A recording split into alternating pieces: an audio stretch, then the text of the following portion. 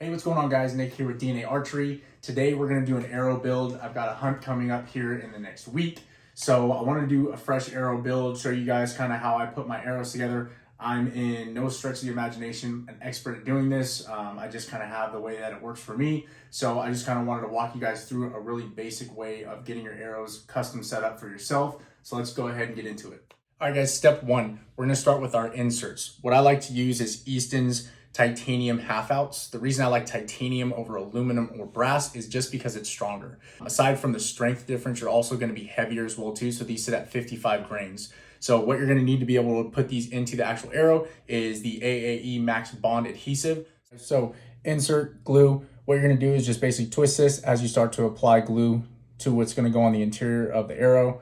So you do not need much. This stuff is really strong.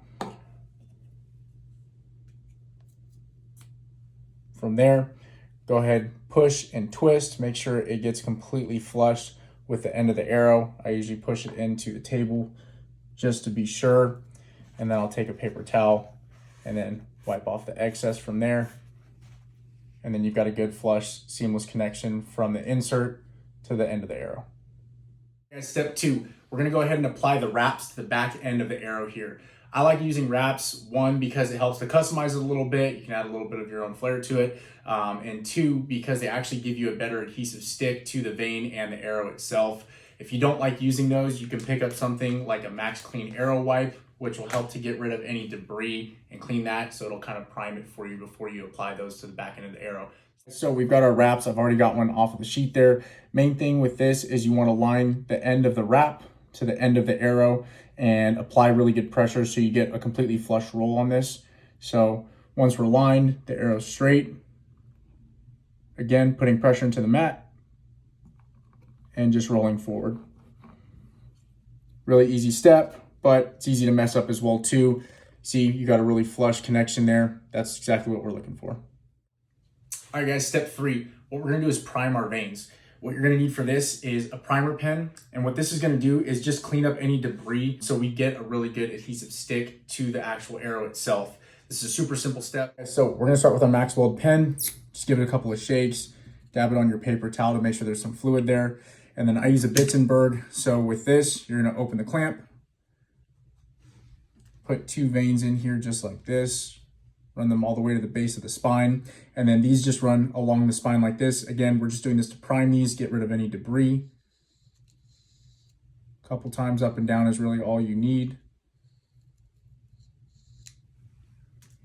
And then you want to do this for all the veins that you're going to be using. I do a 3-vein setup on my arrows. So for these 6, I'm going to need 18 of these. All right, guys, step 4. So now we got everything prepped and ready to go. Now we're gonna actually put the veins on the arrows themselves. I like to use a Bitzenberger. It's an old school piece of equipment, but it's hard as shit and it's not gonna break on you. I really enjoy using this thing. So I use a 3-vein setup for my arrows. And the way that you get that adjusted on here is gonna be these set screws, which are gonna be at the base of the piece of equipment here. So you've got a 120, a 90, and a 75 by 105. So the 120 is going to get you the 3-vein setup, the 90 will get you a 4-vein, and the last setting will get you to what's called an X vein.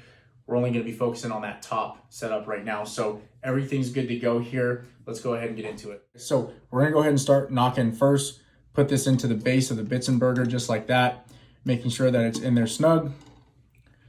With the magnetic clamp, you'll notice that there's a bunch of hash marks here at the bottom. I always put mine to the 4th hash mark. That's where I like to have my veins on my arrows. So you always want to keep that in mind when you're putting these onto the actual arrow. Ensure that you're putting it on the same hash mark every single time. So we'll go ahead and line the back end of this vein up. All right, so again, it's already primed. We're gonna go ahead and take our Max Bond glue here. And I usually just do a very light coat of this. You don't want too much on here. So start from here.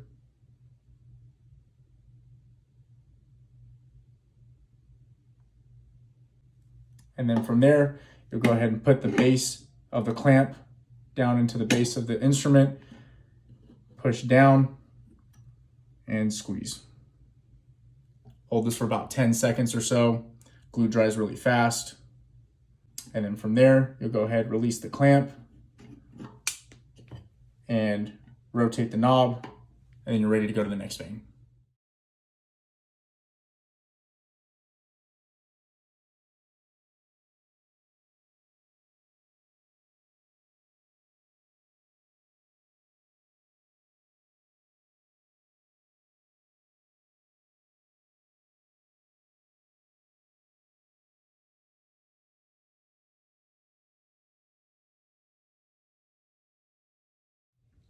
All right, guys, so that's how we build our arrows. All in all, with everything included, the nock, the wrap, all 3 veins, the arrow itself, the insert, plus the tip, we're at about 444 grains total with an FOC of about 13.5%.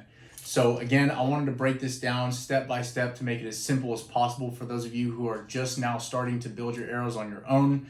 If this video was helpful, please do us a favor, like and subscribe to the DNA Archery YouTube channel. As always, our inbox is always open. If you have any other questions, feel free to hit us up. Until then, keep shooting them straight.